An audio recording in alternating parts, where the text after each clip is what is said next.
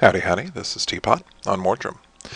And so I've done quite a bit of work off camera, and I kind of wanted to show y'all what we've been doing here. So real quick over here, it is never a good idea to have sheep by your house or have chickens by your house. And so I moved the chickens over here. I've been breeding the sheep, and I've also went off to some other islands, got some pigs and cows, and been breeding them, which is why I'm up to level 27. I also took some trees in the corners here to kind of add some stability to this tree cap. So I think these trees are going to end up being permanent, and I'm using this area over here right now to deal with trees. And my boat broke.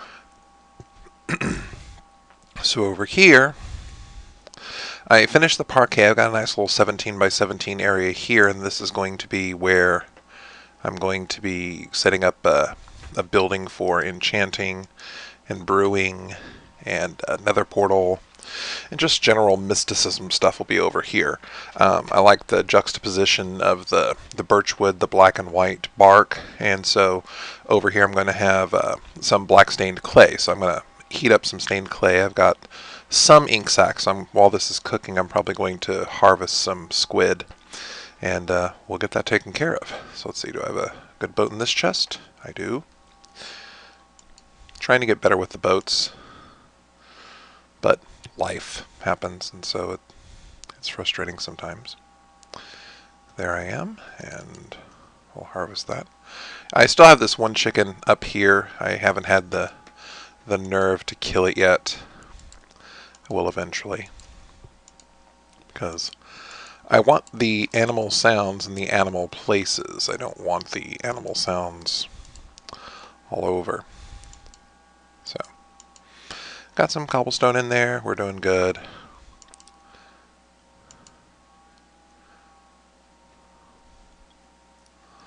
Also, with regards to the farm that I've got down here, I've actually got all the different types of crops. I actually went on a little scavenger hunt, and so we've got carrots, we've got potatoes, we've got melons, and pumpkins, reeds, and of course wheat. So I've been using the carrots, wheats, and seeds to groom my animals here. I'm hoping I can get one more large tree right here to kind of add to this canopy, and then I'll probably grow another large tree here just to get that going. But I don't have any bone meal, and there's a technique that you can do to kind of force large trees to go. So let me go ahead and just make some raw wood out of this. What you can do is, basically go 2 blocks away. Let's go ahead and make this, can't make it 5 high, so 4 high will have to do. And then you put torches here. And then what happens is, as this tree grows, it's not going to grow in such a way that the leaves intercept with these torches, because it sees these torches as a full block. And so that means it's going to take longer to grow. It'll take probably a whole stack of bone meal to do this. But once it does, it's going to grow, and the wood will actually go at least to this height, and the leaves will bunch up in there. So that's what's happened. I think this one over here was the natural tree that worked out, and I added some leaves just to give it a nice contour. These were manufactured, these other 3, because I ran out of bone meal, because it does take an ungodly amount of bone meal. We finally got the grass to finish growing as well, so let's go ahead and take a look at that real quick.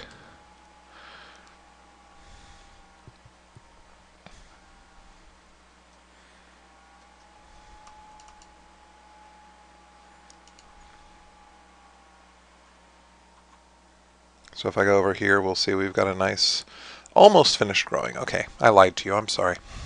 But we've got some nice flowers here. This yard's coming out pretty nice, and so our home is almost finished. The only thing I have left to do, really, is to finish this area, which I really don't have a good clue of what I'm going to do here. It's just... It's hard to get at this, to deal with this open shape, and I really don't want to put walls in here because this is where the loft looks out, so I'm kind of still torn here as to what to do. This just seems kind of meh, but we'll deal with that another time. So what I need to do is I only have 2 ink sacs because I use some of my ink sacs to make the bridges, or rather I should say the carpeting, that allows me to get into the animal pens and get out of the animal pens. So I'm going to have to be doing some harvesting of squid. So this is my cow pen, and see, I've got the little blocks here so that when the nice thing about the carpeting is that the pigs don't see that as a way to get out, and so you can jump onto the carpeting, which notice I was standing on the carpeting gives me at a height of 1. If I move a little bit forward, now I'm on the fence, which moves me up at 1.5. So notice now I'm floating, whereas before here I'm just standing on the carpet and then I'm down on the ground. So it's basically dealing with the Minecraft dynamics, the way that they handle the collisions. The fences have a 1.5 height collision, and so that's why the animals don't jump over fences, and that's why you can't jump over fences unless you have a jump beacon or a jump potion. So that's where we're at right now. I'm just going to leave that there kind of to encourage the tree, and that area is not quite as bright as I'd like, but we'll work on that. So I'm going to go ahead and harvest some squids off camera, and I'll see you later. So we're back from our little excursion. What I've done is I've gotten some white stained clay and some black stained clay. I kind of like this mottled look that the birch logs have here, and so I kind of want to emulate that here. So I'm going to be doing different interlays of white and black, and so I'm going to go ahead and continue this. Just basically do quite a bit of white and just add a little bit of black where I can. Just kind of do some little pattern like this. And I want it to look as random as I can up to this level, and then of course I'm going to have the roof here, which I will continue with this birch pattern. Ouch. So just something like this that's got this this mottled pattern in here. That's one idea that I'm up with. Another idea is that I would take each one of these edges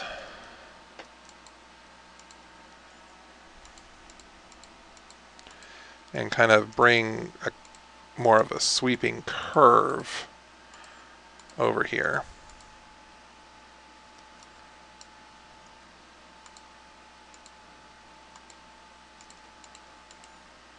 And kind of have the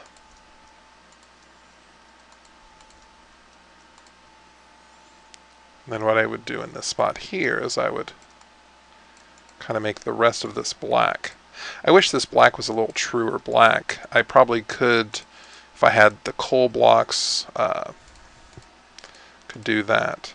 And just kind of make this have a transition. And later on, when I get a few more supplies, I could, when I get a few more supplies, what I could do is I could try and maybe put some gray clay blocks in here.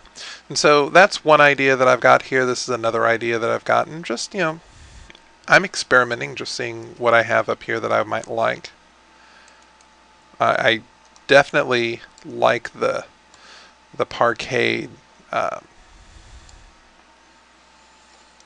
blocks of birch wood on the floor, and I probably could continue that here. If I could do that, that would be great. So just here and just continue across to make a floor like that. So that might be something that I'm doing just to kind of continue on with this pattern. So I'm not married to any idea at this point. I kind of like the idea of the transition, the sweeping transition, because of the the black and white theme. Inside here I'm going to have my nether portal, and I'm imagining that I'll probably have it transition even more from the black stained clay to some obsidian, maybe kind of make an obsidian altar uh, that the nether portal would sit upon. So I'm just trying to keep this relatively lit. I'll do a better lighting pattern later on. So I'm just mulling around some ideas. I'll probably come back when I've come up with a better decision of what I want to do here. So I'll be back in a bit.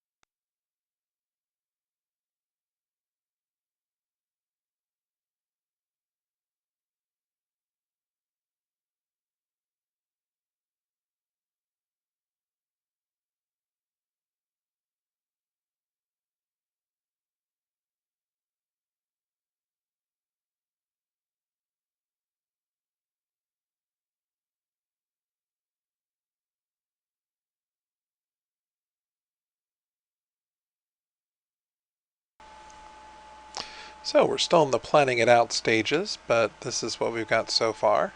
Let's make the turn without lagging too much, and I'm unresponsive. There we go. So I kind of decided I want to go with this mottled look, the russet look of the birch bark. So, and then of course, as I mentioned, this is going to be where all of my enchanting and brewing and my nether portal was going to be. This does look a little too brownish for me, so at the corners down here I put some black wool to kind of give that idea. I've got had enough stuff to make an enchanting table, and I've started making some bookshelves over here, just waiting for um, the reeds to harvest because I've got enough leather to do stuff with it. And then over here, as soon as I come back with some blaze rods, I'll have brewing set up over here as well. So that's the plan.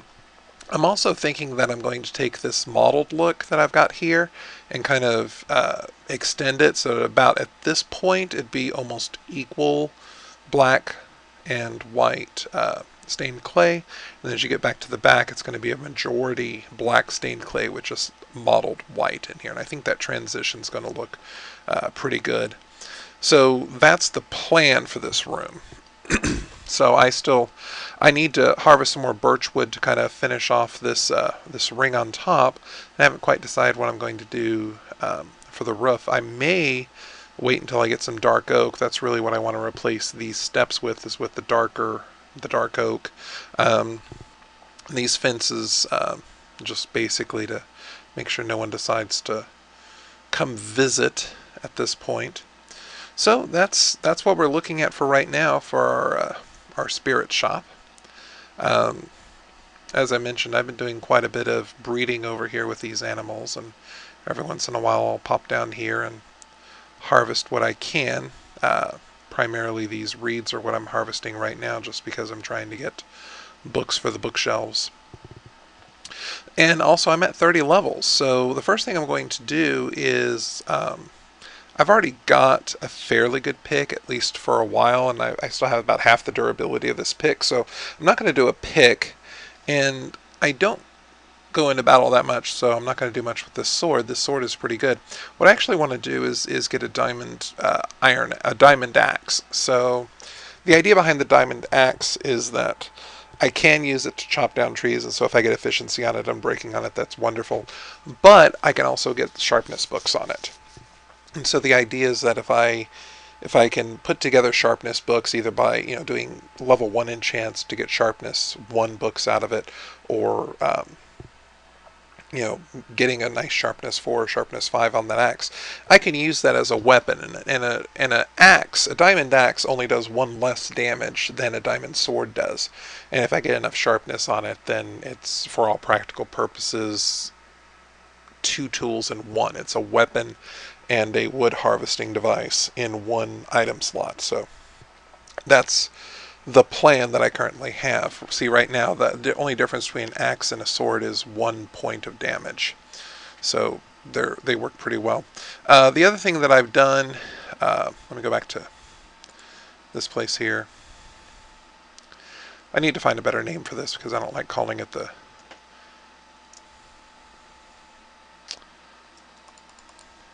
I don't have a name for it yet. But, okay. I've got the chest in here is where I've got the materials for it. So I've got more of the stained clay. The white stained clay, I'm not going to be able to do the whole thing with this white model. So that's why I'm doing the transition. But I've also got black, white, and gray stained glass. And so I'm going to make stained glass planes out of this and kind of put windows up at the top. And so that's the plan. So here we are in Mordrum. We're stuck in the rain, but I've got quite a bit of work done here in this area, and I'm looking maybe at our next episode taking a venture out into the nether, as soon as I've got this room a little bit more stabilized and maybe I've got a better weapon. But I do appreciate you watching. Once again, this is TPot. Thank you for watching. Have a great day.